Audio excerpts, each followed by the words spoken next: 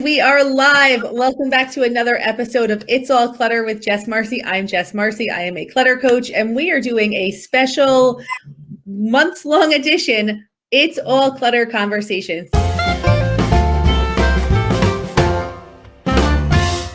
Today, I am so excited to have a good friend, an amazing comedian, and a member of our Facebook groups, Decluttering Her Butt Off. I am so excited that Wendy is here with us today. Hi, Wendy. Hi, thanks for having me. I'm super stoked to chat with you today about this. So, Wendy, the first question I always ask people is, how did you get here on this podcast with me today? Like, what path led you to this? Facebook ads. No, I was feeling really frustrated in the middle of the night, overwhelmed with my clutter, and I was looking for solutions online, and I fell into your podcast actually, and I listened to, I think I marathoned your podcast through the night. The next morning I was driving. I left on a business trip the next day and listened to it the whole time I was driving on my business trip. And I'm like, I can't wait to get home to do this stuff. So that's kind of how, that's what led me here. I'm very excited that somebody listens to this podcast. And now I'm a guest, you too. So, Wendy, what's your earliest memory of clutter? Like, if you can go back in your life, like, when did you realize, or when do you have like an early memory of just like clutter or stuff, or your relationship with stuff? Like, when did this all start for you? That's really a great question. And if I had listened to the other one you posted, then I would know that was coming. I could have prepared myself. Do you know what? There's a family story. I don't know. I think for a second about the earliest, but there's a family story that my family loves to tell about when we sold our family car. Like, it was the first family car that I remember. And I started crying at the dealership. I'm like, this car has been through us so much. This is our family car. Like, I lost my mind, and they gave me the floor mats. The dealer let me keep the floor mats from the car. I just want to let you know, I think that's gross. So weird. So weird. Now that I'm adult, it feels good. But he was like, we can let you keep the floor mats. And apparently I was like, okay. And I just don't, because I had this thought about it going to a junkyard. I think I'd seen some cartoon where like they smush the cars. And I think I'd personified our car, like, giving it a name. And it was like, Betty's going to get us there. I don't know what was going on. But I had a very active imagination, and I'm very sentimental. And I remember having a crazy feeling like something was being taken away from us. Like, and actually I was thinking this morning as I was getting ready for this podcast, I think that the overarching thing is, sometimes when you feel that scarcity, like you don't have enough stuff, you feel the need to cling to all the things that you have instead of being thoughtful about, like, what do I want to let in and what do I want to let go of? The concept of what I want to let in and what I let go of never occurs to you when you feel like you have nothing and you're just grabbing all the things. So the one other thing I want to tell you that might be an early indicator is I was born in Japan, moved to the United States, and all the boxes marked Wendy got lost in the move. So all my stuff was gone. So when we arrived, all my bedding, all my furniture was gone. Everybody else's stuff arrived.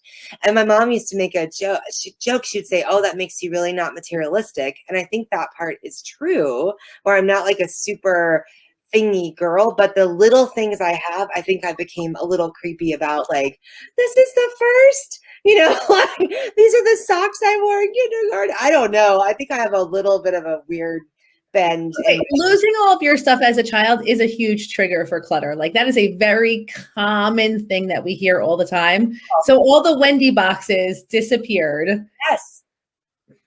Yep. And then you wanted to hang on to the floor mats from the family truckster. They'll take them from me, which is, I don't know how long. I think I only held on to for a while and they just disappeared. No one told me. It became a thing where my family wouldn't tell me when they were throwing stuff away. Which is also traumatic. Yes, because the reaction I would have was too much emotion for them to deal with. So they got rid of our dog without telling me. That's not cool. I still kind of give my parents grief about it. They left the leash. So my dog we had like a crawl space under the house, and they would get under there in the summer because we lived in Virginia. And so they left the leash under the crawl space, like he was there relaxing. So for a couple of days, I was like, why isn't the dog he's just back there. And finally I said, we need to check on him, like 2 days later. And Mom goes, he's been gone for 2 days and you didn't even notice. So you didn't love him. Oh my gosh. All right. Is your mom going to listen to this? She did the right thing. And I do think that parents do the best they think they are doing with the choices and the resources they have at the time, right? So I'm Totally. Nobody thought about the trauma of taking stuff away from kids when we were kids. That was not like a thing. It's true. Our parents were doing the best with what they had, no question. But if yeah, you're listening to this now and you're going to become a parent, don't take a pet away, because that can really be a trigger for a lot of clutter, becoming a sentimental clutterer. yeah. So I think those early, I haven't thought about that, Jess, but those early, and it's family stories. Like it's one of those stories we pull out. Like Wendy was so emotional about the car, we let her keep the floor mats, which is also kind of crappy. Like when somebody in your family has an over emotional reaction, you pull that story out for family gatherings. But maybe it made me a comedian. Who knows? So. Oh my gosh. I wonder where those floor mats are. I want to Now that we're done, when we're done, I'm going to ask my parents, whatever happened to the floor mats in the station wagon? I mean, the thing is, though, also clutter is so connected to your identity, and it's not just that you identify as somebody who has clutter, but there's other people in your life who continue to perpetuate the identity by telling family stories about. Oh, see, there's construction in the background. Sorry, but by continuing to tell these stories, it becomes family lore. Your collecting clutter is it's just the identity. It's so hard to shift that identity, or to change, or to molt out of it, because once you do the work, your family has to change also, and your friends and everyone who kind of perpetuates it. So it's tough. Is your family embracing the new decluttered? My dad is, my brother is, my friends are, because they've noticed how, my car was a big one, right? So we used to make a lot of jokes about if I broke down in my car, I could live 3 weeks from the things that are inside my car, because I would keep extra snow boots and snow pants and some snacks and some water and some and then there was the crap that accumulated, right? And I decluttered my car shortly after we connected, Jess, and it's still decluttered. And so there are no receipts, there's no trash, there's no mail. There used to be the mail in the passenger seat that would just sort of accumulate. None of that. And I think I'm starting to they're recognizing that that's amazing, and people can jump in my car. The kids don't have to hold on. When it's oh, can you take this in your car, and have to spend 10 minutes moving crap around and make room. Now you just put it in there. So that's been a huge change. The house is different. My mom still likes to buy me stuff. So a package will show up and it's a huge seasonal sign. And I'm like, what do so I think she's still adjusting to that, because giving gifts is one of her love languages. So she likes to stay up and see something on the internet or in a catalog that's usually crappy from China and cheap. And she'll go oh, this would look really great. And she'll gen it up and it shows up on my doorstep. And so one of the things I've been struggling, or I've loved embracing about your teachings, is that the gift is in the moment of giving. It was, I thought of you, I got this for you, and you can say, thanks, that's amazing. And then you don't have to keep it forever. You don't have to, you could even, I have a summer sign right now that's 6 feet tall on my porch. It says, hello, summer. It's going to be September. So I was just thinking I'm going to throw it away, because I'm not going to keep it for previous Wendy would have kept it for next summer. But this Wendy's we're going to let it go, because next summer, the style will change and she'll probably order another one, or I'll give it away. So here's a little news flash. You can't keep something forever. That doesn't exist. Okay. So things break down, people break down, right? There is no forever when it comes to stuff, except for plastic, which actually does stick around forever. So but it sticks around forever in a landfill or in the ocean. That's what forever is. It's not you can't hang on to something forever. So and I think too that the idea that things have a lifespan has been a really important lesson for me. And these things cognitively, but you find yourself not acting as if you believe them, right? So you when you're doing clutter coaching, or for me, when I've read through the lessons, I have your book right here. Hold on, I'll just do a plug. Ta-da! Right next to it. I love that book. But you read it and you go, yeah, I knew that, but you're not acting in a way that's consistent with that belief, right? So the other one is, you buy a piece of clothing from Target that's super cheap that you love. It's not, because it's from Target and it's super cheap and it's just clothing. It's not going to last forever. So when it gets holes and when it doesn't fit and when it looks raggedy, get rid of it. You're not obliged, because you bought something, to wear it the rest of your life. It doesn't last that long. And we get expiration dates on food, but we don't think about expiration dates on our stuff. What do you think the expiration date is for the average piece of clothing from Target? Like if you had to put like a timeline on that, like what do you like, when do you think Target expects that piece of clothing to wear out and you to go back to the store and repurchase, more clothing?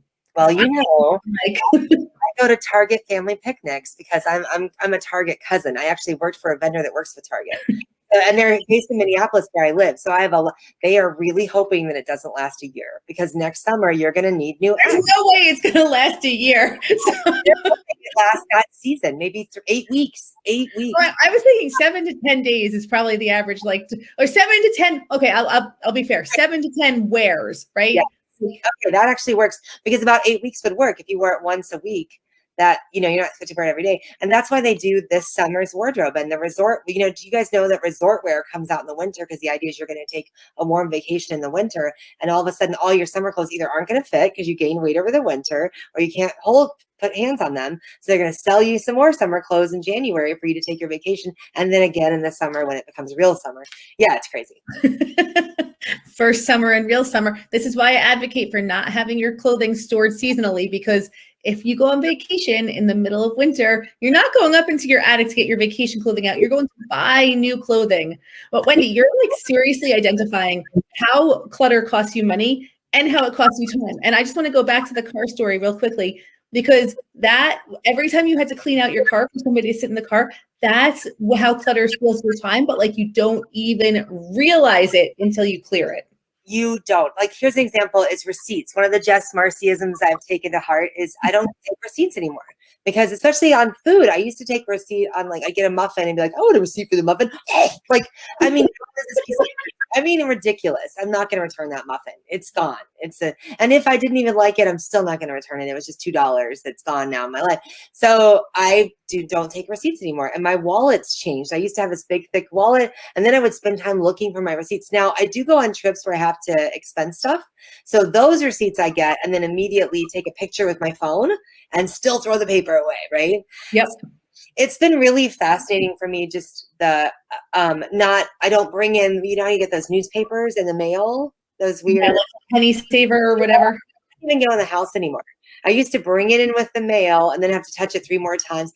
Oh my gosh, my mail. You've heard my mail joke about how, like, sometimes I'd open the mailbox, look at a bill and be like, no.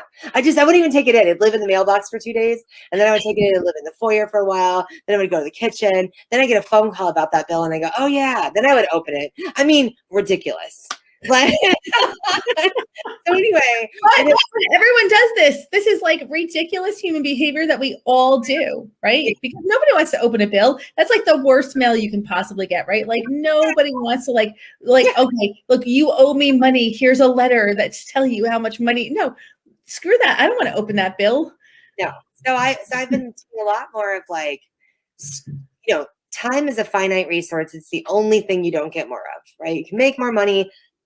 You can buy more stuff, but time is what you don't get. So this idea that I'm spending time dicking around with crap I don't care about is so silly to me. Like, I really want to spend 3 hours of my life this week shuffling through receipts and bills and crap. No, I don't want to spend any of that time doing that. I don't want to spend any time in Walmart, right? I don't want to spend any time. No, right, ever. So the weirdest part, Jess, is, for me, being in Clutter Boss Academy and sort of being involved in your sphere has crystallized, like, all right, time is going by whether you do something amazing or not. It just is. It's your decision you're making to do nothing and stay where you are, or to make a choice to live a life that's more congruent with what you would like to do. So how do you want to spend that time? And so do you want to, unsubscribe from all the mail coming in your mailbox so you don't have to deal with that paper? Yes, I do. Do I want to stand in front of the garbage can, just dump it so it never enters my house? Yes, I do. Do I want to pay, like all that stuff to make it easier? And the car was the first one, and it was a source of much embarrassment, frankly, for me. And so after I decluttered it, I got it detailed. And it looked like a brand new car. It was like the most amazing transformation I have ever seen. Yeah. It would be inappropriate for me to express physically how much I adored the man who detailed my car. He holds you in my chest and love you. Like, by the way, in Minneapolis, and he comes to you. He comes to you and cleans your car in your driveway. I mean, that's bananas. Why has that not been in my life? That is amazing. You should do that like once every 6 months, or at least once a year. I mean, instead of buying stuff, buy yourself the gift of a clean car. Oh my gosh. And you don't even have to go anywhere. You don't, and he's amazing. And if you do it more often, like, so now I've discovered so I started that in April, right? So now it's August, May, June, July. I can't do that. 4 months, and the car is clean. If I had him detail it now, because it does have dust and grass and whatever, then it would cost a lot less the initial crazy clean, and it would feel really good. And I just feel proud that here's my mantra, my thing I've been doing in my head is I want to welcome guests at any time in my home and feel completely comfortable having them walk through my house, right? I don't want to feel like so-and-so's coming over, I have to hide all this crap, or I guess I'm ashamed of the way that I'm living, right? I want to just be able to have people freely, like, if I have a medical emergency and EMTs have to run in, I want them to go, wow, this place is pretty nice, before they like I want my kid to feel really good about being able to bring friends over at any time. I don't want him to feel shame about that mom has crap everywhere, because I kind of do, and he's already got those lessons. Like, his room is kind of crazy too. So we're working on it. We're getting a new mindset. I'm still in progress. I know it's something the problem took a long time to get here. It's not going to be gone immediately, but the tangible results have already been amazing. So your question was, are people on board? Some of them are.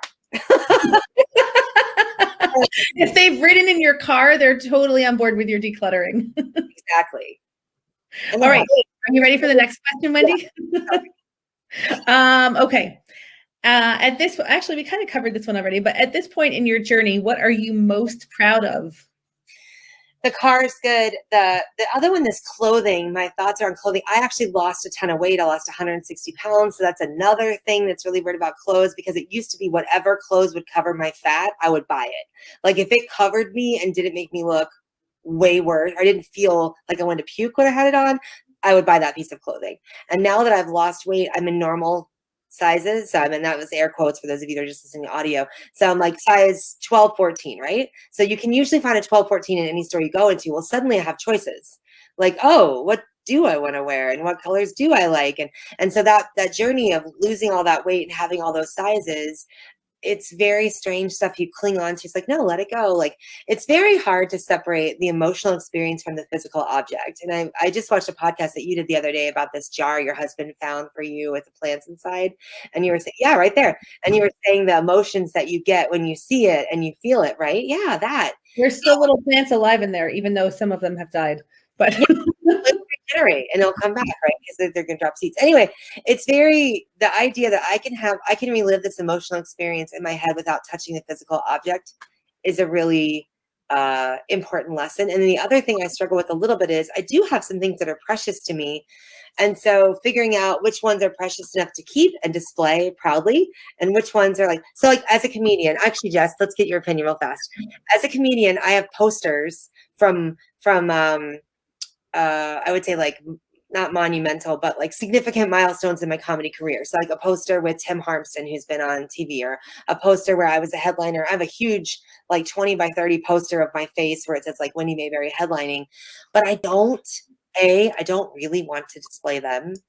And I don't have enough space for the amount of posters that they are. So I don't know that I really care. I mean, they were cool. I'm thinking about taking a picture of them and just sort of maybe scrapbooking them.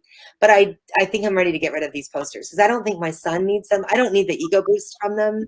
I don't think I'm ever going to be so famous where someone walks through my house and looks at my Emmys. Do you know what I mean? So, like, I don't know. Those could be worth millions down the road when you are super famous. But here's the thing: you're a woman of 4,000 careers, and you're an amazing photographer. So, in addition to comedian, in addition to all the other jobs that you do, so you take like a beautiful picture of them, and I mean, you can make like something super cool.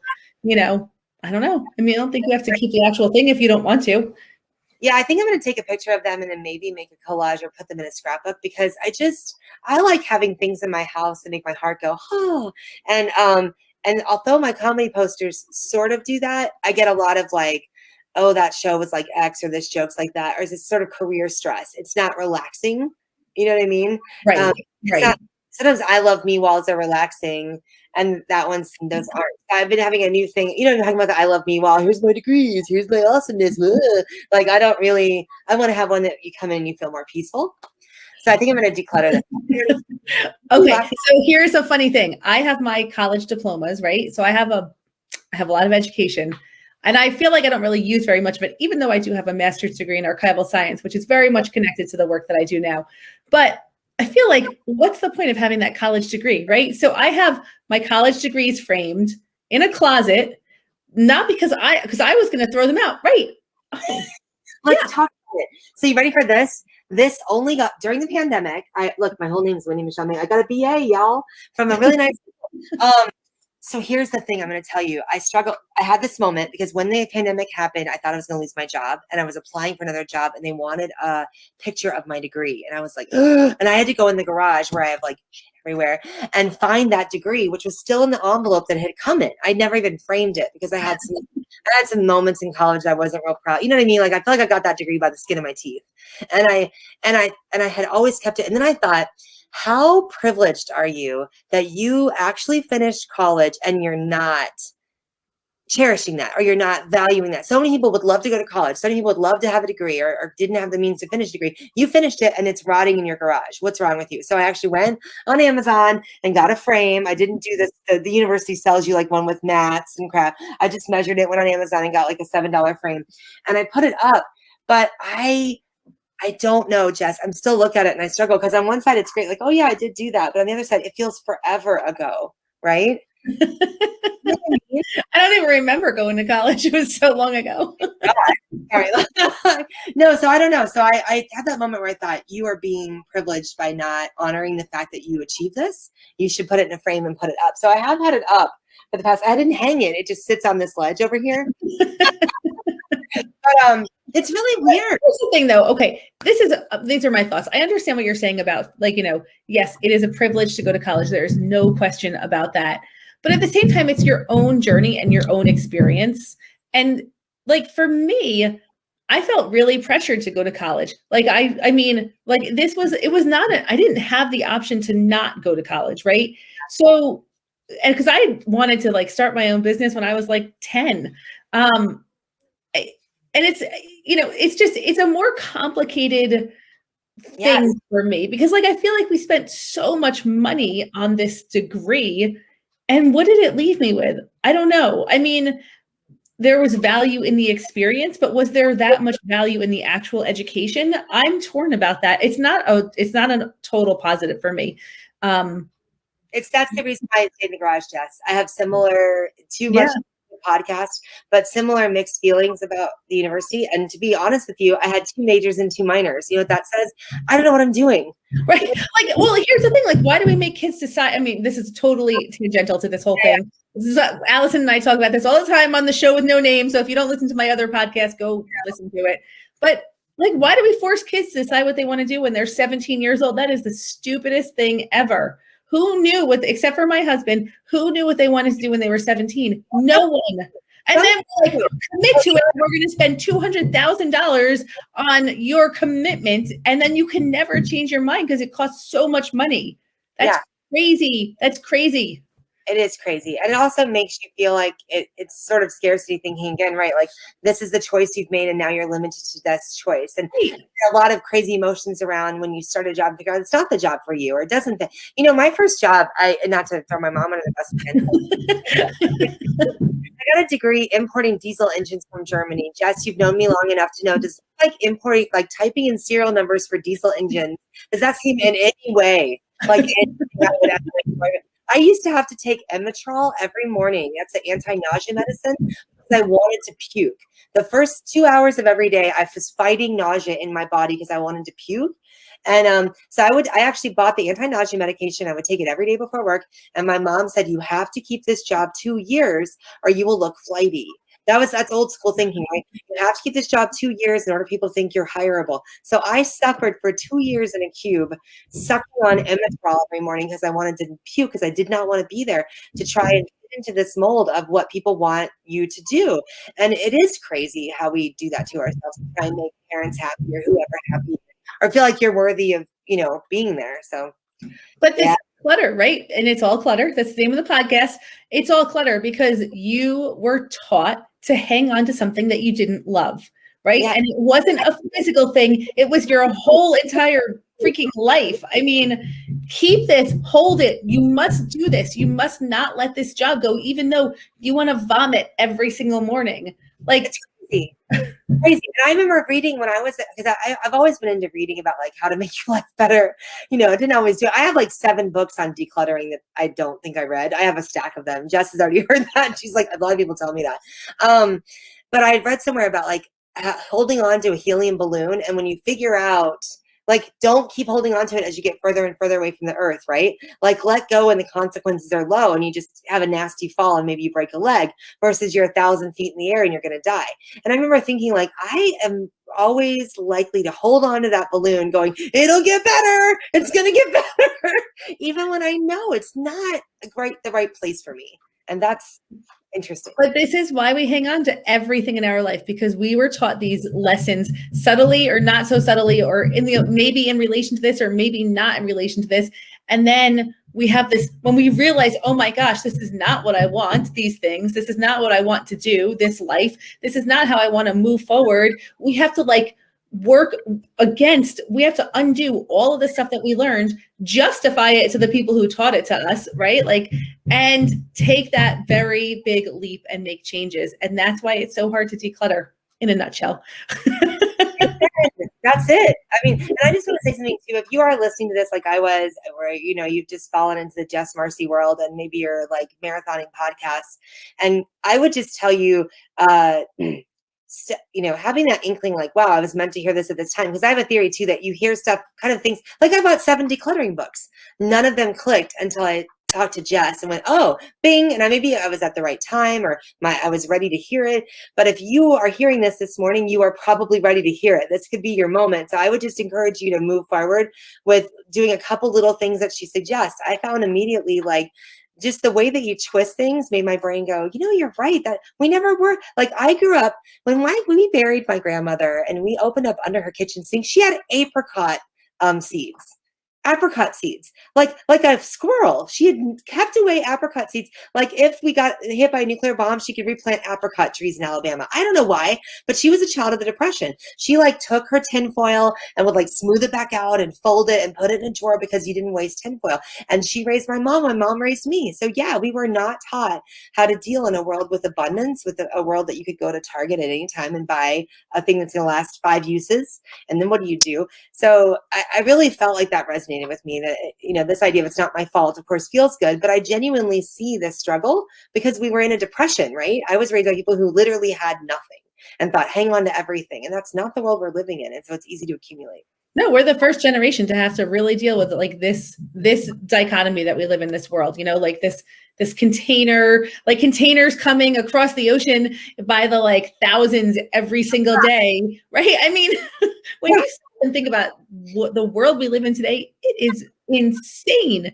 This is so different than anything humans have ever experienced before, ever.